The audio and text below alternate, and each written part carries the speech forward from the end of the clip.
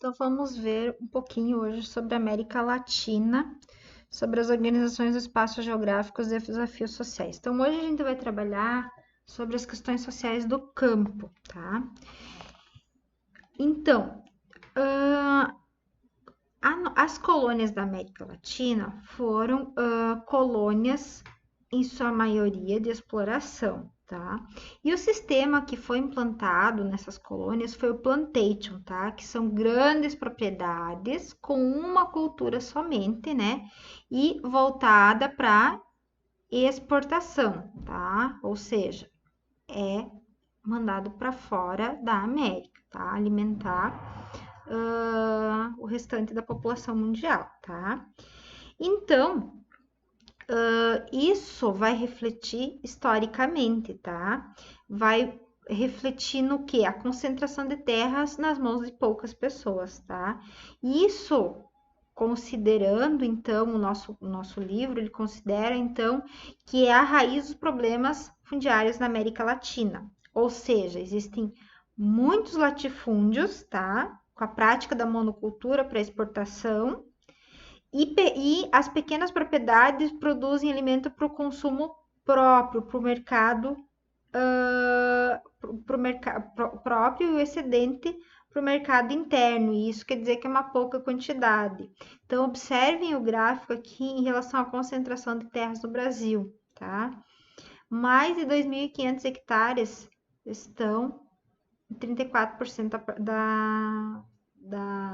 da parcela total da área rural do país. E aí, então, as propriedades menores, olha a quantidade, ó, que são as produtoras de alimentos para o mercado interno, o excedente para o mercado interno, elas são, são pouca quantidade, tá? Então, isso mostra que,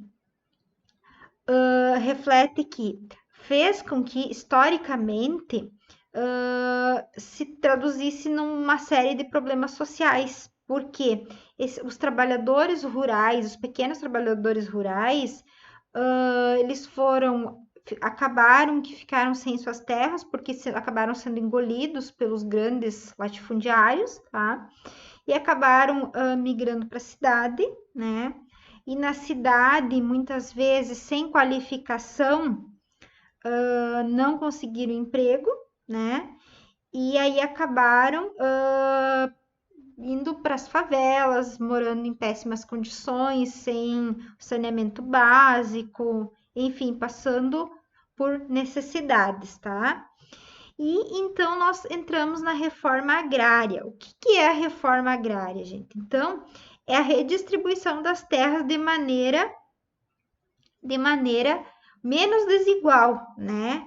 E ainda, redistribuindo essas terras, também fornecer subsídios financeiros para compra de equipamentos para trabalhar nessa terra e insumos agropecuários, além de acompanhar esses novos proprietários a fazer o acompanhamento técnico para eles poderem desenvolver as atividades econômicas, tá? Então, as terras que são destinadas à reforma agrária, elas são de propriedades do governo, ou seja, o governo já comprou, já desapropriou essas áreas que eram de particulares, tá? E aí o governo, então, ele faria a divisão, né? E entregaria para as pessoas, para os sem terras, tá? Essas terras que o governo adquire, então, geralmente são grandes áreas que são improdutivas, que não estão sendo produzidas, tá? Não estão sendo aproveitadas para o cultivo, para a criação de animais, tá? Não tem função econômica, tá? Porém, aqui, por exemplo, no Brasil, nós temos uma questão polêmica entre a questão agrária. A questão agrária, ela divide a opinião pública. O que seria a questão agrária? O governo comprar essas áreas de grandes latifundiários, grandes fazendeiros, grandes propriedades e redistribuir, né, para os camponeses. Então, aqui, esses camponeses são de fato camponeses ou são pessoas que estão lá entre os sem terras com o objetivo de só se aproveitar? E aqueles que têm a terra, eles não têm o direito à propriedade, não violam o direito à propriedade? Então, são questionamentos que se fazem em torno da reforma agrária, tá? E aí nós temos, então, o exemplo mexicano, tá? Então, o exemplo da reforma agrária do México, que aconteceu, foi liderado por Emiliano Zapata e Pancho Villa, né? Eles iniciaram um movimento armado contra o presidente Porfírio Dias, né, com o lema Terra e Liberdade. Isso em 1917, após muitos conflitos, uma nova Constituição foi aprovada. A Constituição é a lei máxima de um país onde tem os direitos e os deveres, tá? E essa Constituição, então, ela tinha um artigo que previa a distribuição de terras no México. Então, com isso, o México se tornou o primeiro país latino-americano a promover a reforma agrária, tá? Então, distribuição das terras, tá? Mas não é só distribuir as terras, tem que pensar na questão social também, não só econômica, questão social, né? Dar apoio para esses pequenos produtores, facilitar a obtenção de crédito, aquisição de recursos, enfim, envolve um processo complexo, tá? E os movimentos camponeses no Brasil?